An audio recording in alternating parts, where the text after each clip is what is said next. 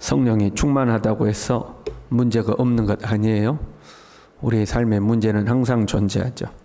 그러나 문제가 있지만 그 속에 하나님의 역사를 하시는 겁니다. 성령 충만한 초대교회 문제가 계속돼요. 안팎으로 문제가 돼요. 그러나 하나님의 역사는 더 강력하게 나타나는 거죠. 여러분 살면서 문제 없는 것이 꼭 좋은 것만은 아닙니다. 여러분 우리의 자녀들이 시험을 봐야 합니까? 시험을 안 봐야 합니까? 시험을 봐야 하죠.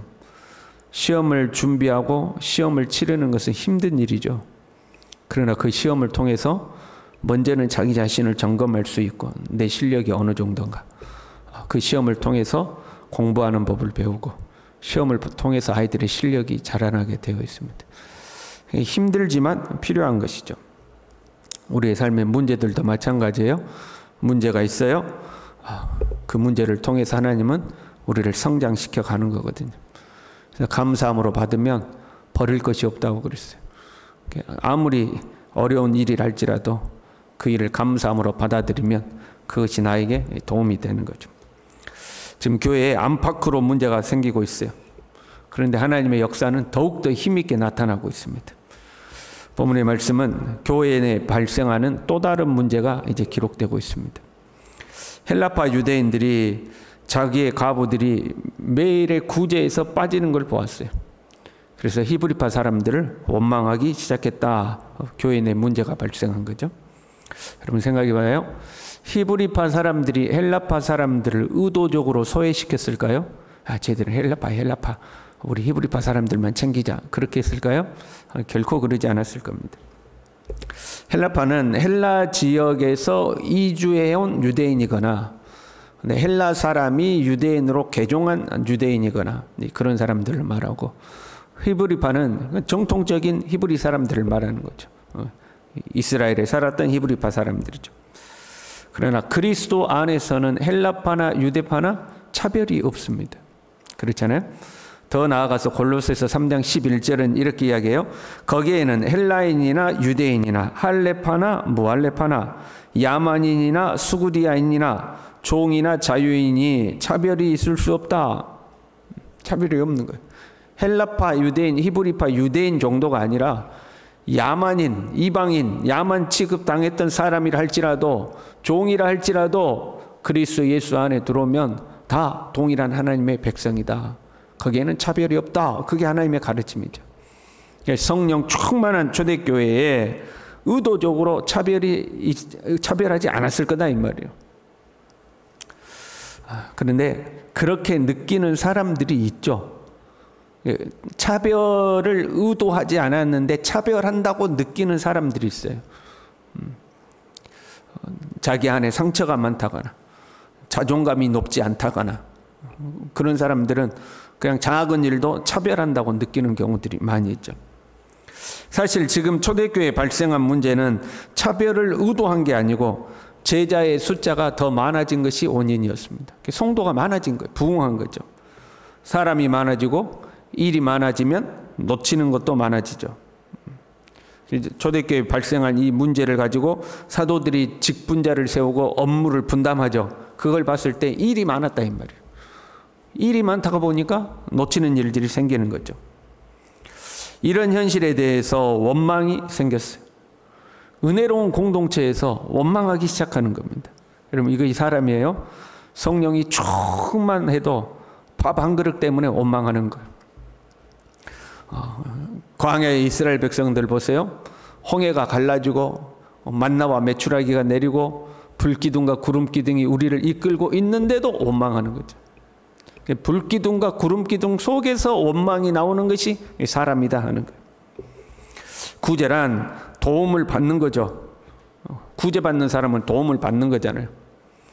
예수님께서 포도원 농부의 비유를 하실 때 아침 일찍 나와서 하루 종일 뜨거운 햇빛과 싸우면서 일하는 사람이나 퇴근 시간 1시간 남겨두고 오후 5시에 불러서 1시간 바짝 일한 사람이나 한 데나리온을 동일하게 주죠.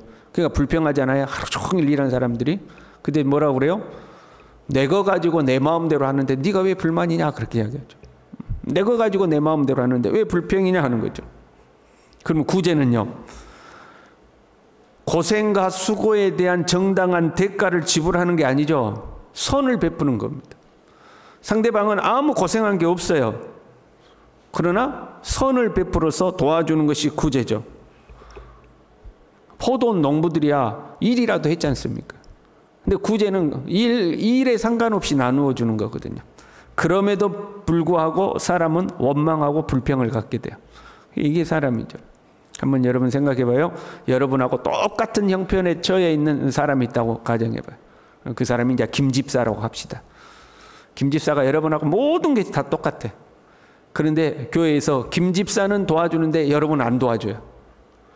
김집사에게는 밥도 주고 쌀도 주고 반찬도 주고 구제비도 주고 막 집에 가서 그 뭐 수리도 해주고 막 다 해줘 김집사는. 그런데 여러분은 안 해줘. 그럼 여러분 감사하겠어요? 불평하겠어요? 그 불평이 나온다니까요. 그렇잖아요. 왜 저 사람을 해주고 난 안 해주냐 이 말이에요. 이게 사람인 거죠. 그러니까 그거보다 재밌는 건 뭐냐면 김집사가 있고 이집사가 있어. 김집사는 도와주고 이집사는 안 도와줘서 그럼 누가 불평해야 돼요? 이집사가 불평해야 되지 않겠어요? 근데 그걸 지켜보고 있는 상관없는 조집사가 불평하죠. 자기 일도 아닌데. 그게 사람인 거예요. 여러분 우리는 감사하기를 배워야 해요. 작은 것이라도 도움을 받으면 감사해야 합니다. 그걸 당연한 것이라고 생각하면 안 되는 거예요. 왜 저 사람은 도와주고 나는 안 도와주느냐? 당연하게 생각하는 거잖아요. 그 도움 속에서 내가 배제되었다 할지라도 그걸 당연한 것으로 받아들여야 돼요. 그러면 하나님은 이런 사람은 축복하십니다. 감사할 줄 알고 내가 아니어도 그걸 인정할 줄 아는 사람, 하나님 그 사람을 축복하시죠. 근데 악착같이 챙기고 안 되면 원망하고 불평하고 시비를 걸고 어떻게 해서든지 내 이익을 챙기고 잠깐은 자기 이익 챙기는 것 같아도요. 멀리 보면 그런 사람이 결코 잘 되지 않습니다. 평생을 그렇게 삽니다. 그냥 악착같이 어떻게든 자기 이익 챙기고 평생을 그렇게 사는 거죠. 어찌됐든 교회 안에 지금 나누는 것에 대한 원망과 불평이 생겼어요. 왜 히브리파 사람들은 도와주는데 우리는 안 도와주느냐? 이제 이렇게 된 거죠. 당대의 사도들의 권위는 여러분 대단했습니다. 그렇지 않습니까? 아나니아와 삽비라의 사건을 보세요. 그들을 심판하는 이 사도들의 권위가 아주 추상 같았어요. 엄하게 책망하고 꾸짖죠. 이 원망하는 사람들을 엄하게 꾸짖을 수도 있었을 것입니다. 원망은 나쁜 거예요. 광야의 성도들이 원망하다가 광야에서 다 쓰러져 죽었습니다. 엄하게 꾸짖을 수도 있었어요. 그러나 사도들은 교회 내 발생하는 이 문제를 통해서 교회의 조직과 질서를 세웁니다. 그리고 복음 전파를 힘있게 하는 기회로 삼기 시작하는 거죠. 12사도가 제자들을 불러 이르되 우리가 하나님의 말씀을 제쳐놓고 접대를 일삼는 것이 마땅하지 아니하니, 이렇게 돼. 접대라는 것은 재정출납이다 하고 밑에 각주가 달려있죠. 그러니까 우리가 그 구제하는데 재정이 들어갈 거 아니에요. 그 재정 보느라고 하나님의 말씀을 제쳐놓는 것이 마땅치 아니하다 하는 거죠. 그러니까 일이 엄청 바쁜 거예요. 일이 엄청 바빠가지고 사도들이 그냥 이 일하고 저 일하고 막 하느라고 정신이 없는 거죠. 사도들이 접대를 일삼는 것이 문제가 아니에요. 접대의 일을 하는 게 문제가 아니라 그 일 때문에 하나님의 말씀을 제쳐놓게 된 게 문제예요. 이해가 되시죠? 원래 본질은 하나님의 말씀을 전하는 게 첫 번째고 그 하나님의 말씀을 전하기 위해서 구제가 존재하는 건데 일이 많아지니까 하나님의 말씀은 제쳐놓고 지금 구제하는 일에 바쁜 거예요. 구제하느라고. 그것이 문제죠.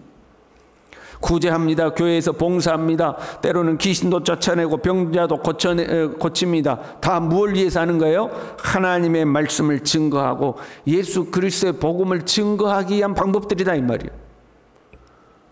그런데 그것들을 하느라고 바빠서 정작 말씀을 가르치는 것을 하지 못하고 있는 거예요. 우리가 본질을 놓쳤다 그렇게 이야기해요. 부차적인 것 때문에 본질을 놓쳐버린 거예요. 문제가 발생했어요. 그걸 통해서 지금 사도들과 초대교회는 본질을 놓치고 있다는 것을 깨달은 거예요. 이것이 중요한 거예요. 여러분, 문제가 생겨요? 그러면 깨닫는 것이 중요한 거예요.